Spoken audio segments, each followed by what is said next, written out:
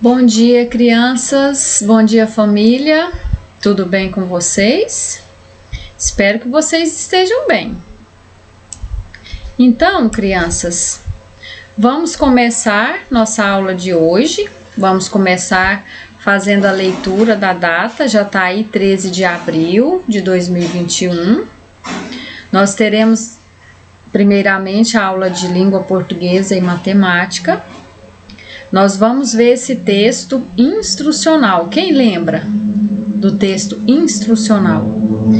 É um tipo de texto, né, um gênero textual, texto instrucional, como o próprio nome diz, ele dá instrução de como fazer alguma coisa.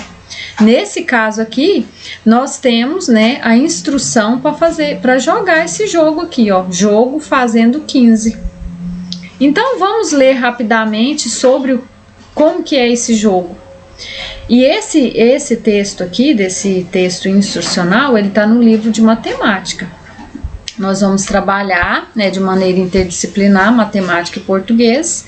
Esse texto aqui está no livro de matemática. A tia vai passar as páginas para vocês direitinho. Então, esse jogo, para jogar ele, né, o material necessário para cada jogador, um conjunto de cartas numeradas de 1 a 10 e 10 feijões para fazer a contagem dos pontos. As cartas podem ser confeccionadas pelos jogadores ou podem ser usadas as cartas numeradas de 2 a 10 e as de um baralho comum. Nesse caso, a carta as substitui a carta de número 1. Então, isso aqui é só para mostrar para vocês que esse tipo de texto, né, é o texto instrucional. Ele dá instrução, ele ensina como jogar esse jogo aqui, fala dos jogadores e fala das regras. É como se fosse uma receita, né? A receita não tem os ingredientes e o modo de preparo? Então, aqui nós temos os ingredientes, que seria o material necessário, e a regra seria o modo de jogar, o modo de fazer.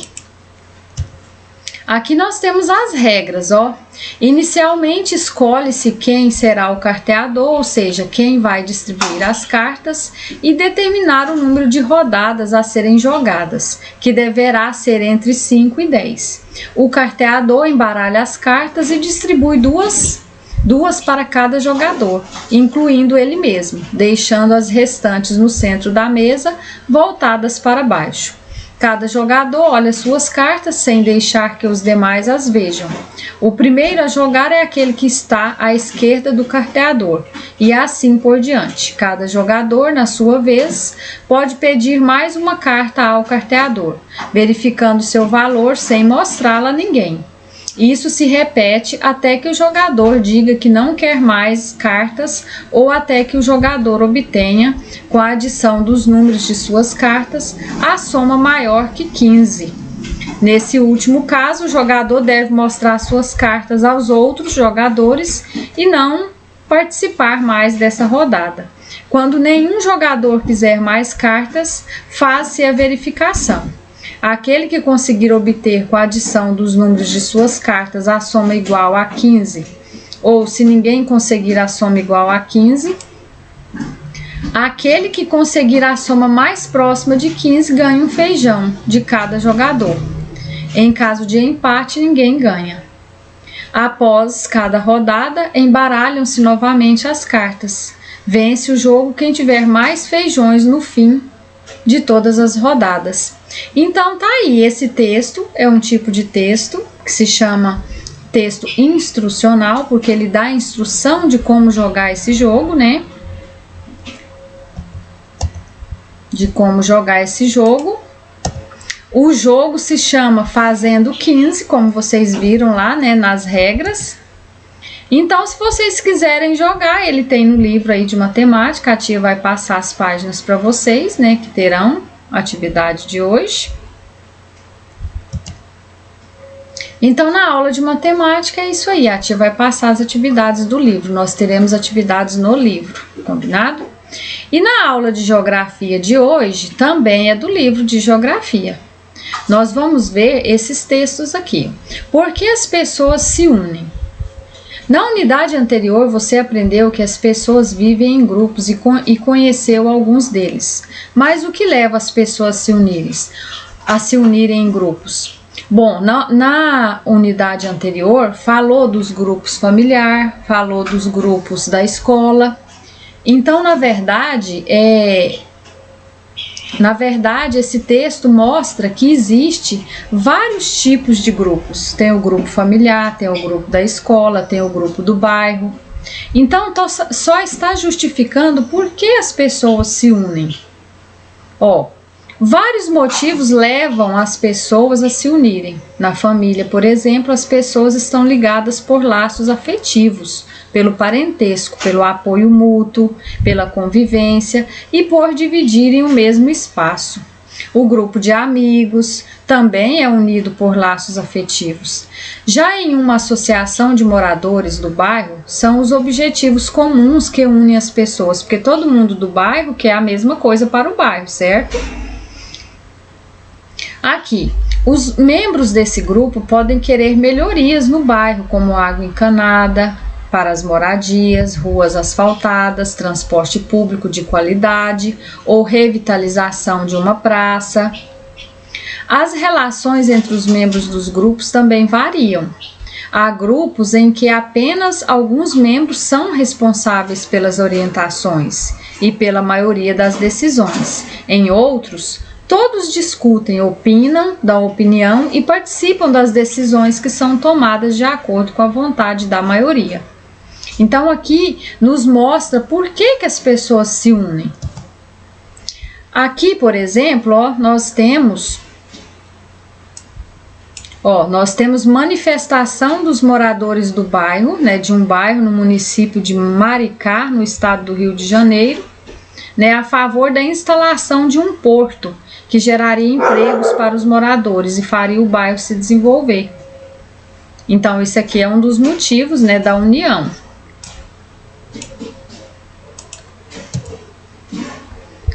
Acompanhe a leitura que o professor fará do texto abaixo. Esse texto aqui também está no livro de Geografia. Como as crianças Yanomamis aprendem? Nós, Yanomami, ensinamos nossas crianças nas tarefas cotidianas. Assim, quando a mãe trança um cesto, a filha observa e tenta fazer um cesto pequeno. Ao mesmo tempo que brinca imitando a mãe, ela aprende a trançar o cesto. Da mesma forma, quando o pai vai caçar perto da casa, leva seu filho junto para que ele conheça a floresta, as plantas, os animais. As crianças também aprendem ouvindo os mais velhos. Essas falas acontecem quase todos os dias à noite ou quando está amanhecendo. Durante as festas, as crianças aprendem a dançar e cantar. Normalmente, os irmãos mais velhos ajudam os irmãos mais novos, ensinando coisas e cuidando deles. Esse é o jeito como nós, Yanomami, ensinamos e aprendemos as coisas da nossa cultura fora da escola. Então aqui mostra mulheres e crianças Yanomamis descascando mandioca para a fabricação do beiju, no município de Barcelos, no estado do Amazonas. O povo indígena Yanomami vive na floresta amazônica, nos estados do Amazonas e de Roraima. Nós vamos ver ainda sobre a colaboração nos grupos, Existem alguns grupos que proporcionam diversão para as pessoas, como os grupos de teatro, cinema, dança e circo. O circo é um grupo formado por pessoas com diferentes habilidades físicas e artísticas, contorcionistas, mágicos, palhaços, equilibristas, acrobatas, malabaristas. Seu objetivo é oferecer arte e diversão às pessoas, além de reunir pessoas com diferentes habilidades. Em um único circo pode haver artistas de vários locais. O Circo du Soleil, nome em francês para Circo do Sol, por exemplo, surgiu de um grupo de artistas de rua que se apresentava na cidade de Quebec, no Canadá. Hoje é formado por artistas de vários países, como África do Sul, Mongólia, França, México, Brasil, China e Ucrânia. Aqui, ó, mostra um grupo, né? Mostra moradores que se unem, né, para revitalizar a praça no bairro do Jardim Recanto. Então nós temos várias situações que mostra a união de pessoas, né? Por que as pessoas se unem?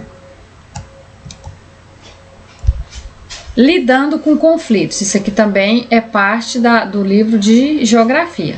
Apesar de possuírem objetivos em comum, as pessoas que formam os grupos são diferentes.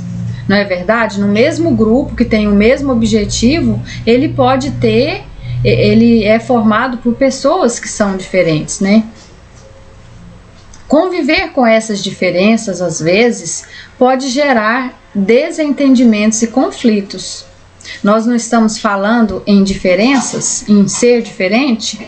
Leia o trecho da entrevista de um artista brasileiro que se apresenta no Cirque du Soleil. É conviver com pessoas com uma cultura e costumes diferentes. Não é complicado. Não é complicado?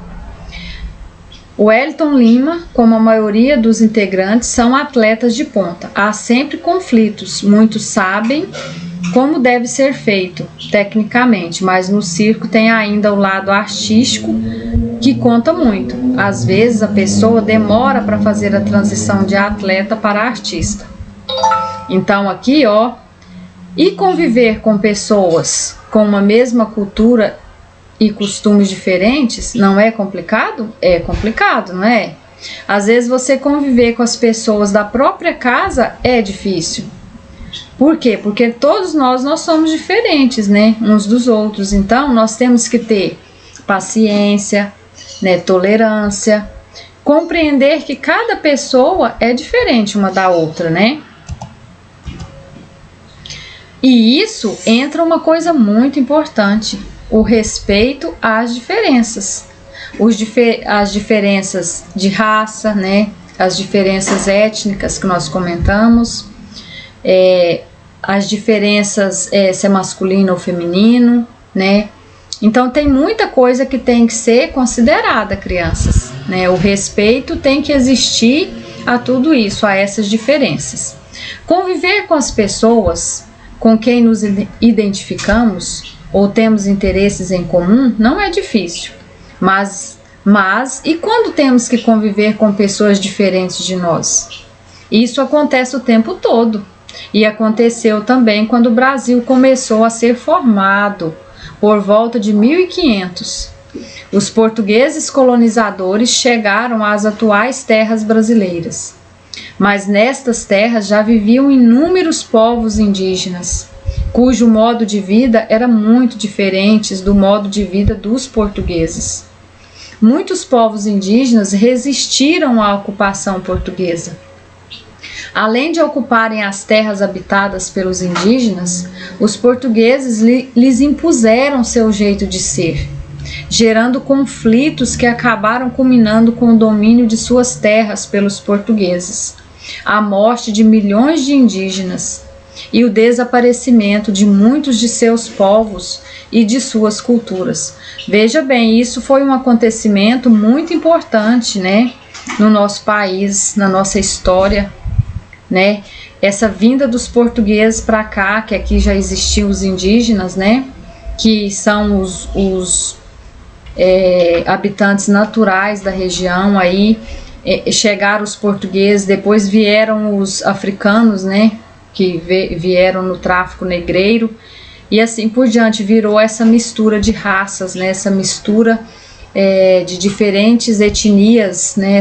Essa diversidade étnica que nosso país tem. Então isso no início gerou muita confusão, muita tristeza, né? Embora existam diferentes grupos indígenas com modos de vida próprios, alguns costumes são comuns a praticamente todos eles. Um exemplo é sua forte ligação com a natureza, de onde retiram os alimentos e tudo mais que precisam para viver. Então, dentro da própria etnia indígena, existe outras etnias, porque tem indígenas que têm costumes diferentes, um pouco diferentes de outros indígenas. Então, assim, o que a tia quer falar para vocês, que qualquer etnia é importante. E nossa etnia brasileira, ela foi formada a partir da etnia indígena, né, dos portugueses e dos que vieram depois, né, até dos africanos que vieram depois como escravos e outros também de outros lugares que foram chegando, né, e foi formando a nossa etnia. A nossa tarefa de hoje, nós temos a tarefa de português e matemática, que é realizar as atividades das páginas 33, 34, 35, 36 e 37 do livro Buriti mais Matemática, terceiro ano. Nós temos a atividade de geografia, né, no livro Liga Mundo Geografia, terceiro ano, nas páginas 25, 26, 27, 29, 30 e 31. Tudo que a tia falou tá nessas páginas aqui, desses dois livros, certo? Então, vocês vão fazer a releitura dessas partes que a tia já explicou para vocês e responder as questões referentes a esses textos e a essas explicações aqui de matemática também, certinho? Então, se cuidem, crianças, um forte abraço para vocês e até a próxima aula. Um beijo enorme!